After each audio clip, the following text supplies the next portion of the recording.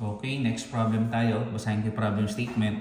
The basic elements of the hydraulic press is shown in the figure below. So, yung plunger natin has an area of 1 square inches and then of course F1, which can be applied to the plunger to a lever mechanism having a mechanical advantage of 8:1. So sabi dito, supposedly if the large piston has an area of 150 square inches, ang tanong is what pressure is exerted at the top if the smaller piston is to be exerted with a 30 pound of force. So yan. So ano ba yung tinutukoy nating mechanical advantage? So note, sulat ko lang na yung mechanical advantage refers to the simplification of work. Ibig sabihin, sinisimplify natin work in the sense na binabawasan natin yung effort. So, refers to the simplification of work. So, as stated,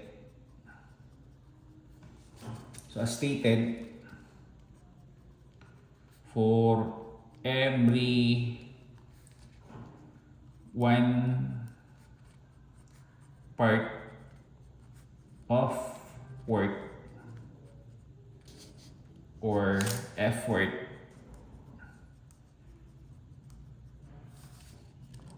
it is multiplied by 8 times.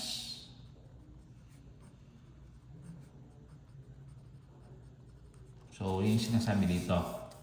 So, through a lever mechanism having a mechanical advantage of 8:1. So, sabihin, for every 1 part of effort or work, it is actually being multiplied 8 times. So, base dito, gawa natin yung equation. Sabi, is that you have F1 is equivalent to F2. So, sabihin, pagka nag-exert tayo ng 1 part of work dito sa F1, it is actually multiplied by at least 8 times. So, 8. Ayan. So, in this case, lumalabas dito na yung F2 natin, you have 8 F1 all over 1. So, F2 therefore is equivalent to, tignan natin.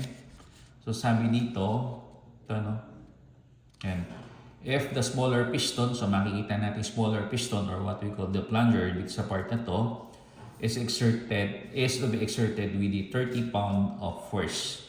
So, basically, nag-exert tayo dito ng 30 pounds of force. So, you have here 8 multiplied by 30 pounds. So, lumalabas, you have F2 is you have 240 pounds.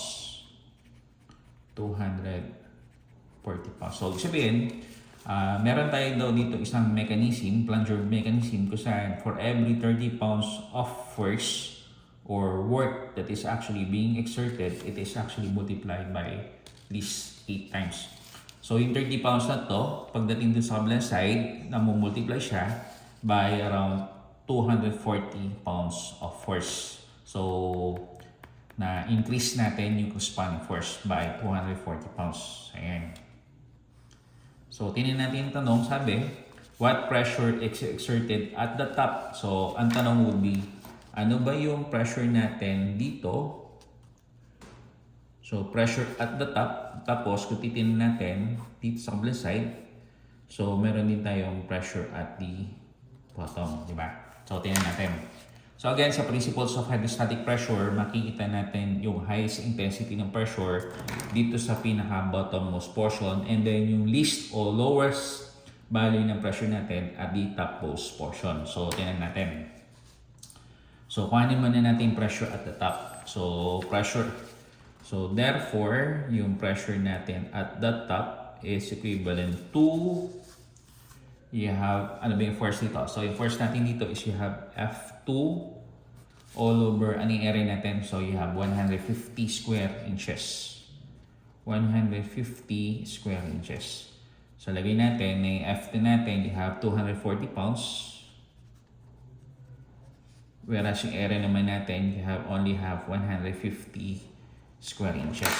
So pag sinimplify natin yung pounds per square inch, ang identity natin dito is you have PSI. So ang pressure natin at the top, so tingnan natin, so you have 240 divided by 150. So lumalabas, yung pressure natin at the top is only at a value of 1.6 PSI. So 1.6 pounds per square inch, or in this case, ang identity ng unit ng pressure natin dito is expressed in terms of the PSI.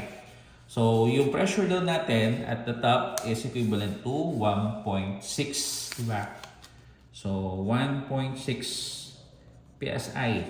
Then patunayan natin na yung pressure natin at the top is the least or lowest value ng pressure. Whereas yung pressure natin that is to be located at the bottom is the highest intensity ng pressure. So tingnan natin. So check lang natin, no? So lalabas. So checking.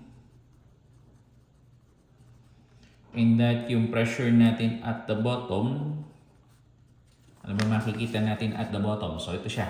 So at the bottom you have F1. So you have F1 all over. Lumalabas ang area naman natin dito is you only have 1 square inches. So 1 square inches. So yung F1 natin you have 30 pounds. And then yung area natin measures only 1 square inches.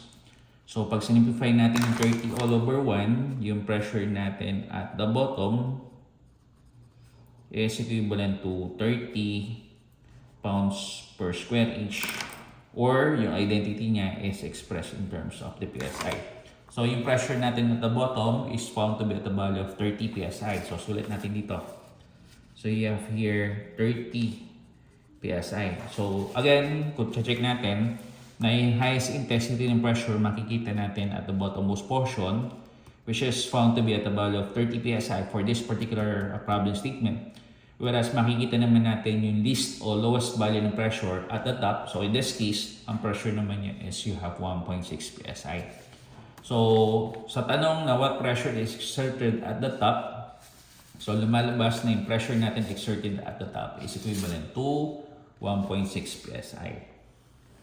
So ito yung sagot natin for this particular problem statement. So ayan.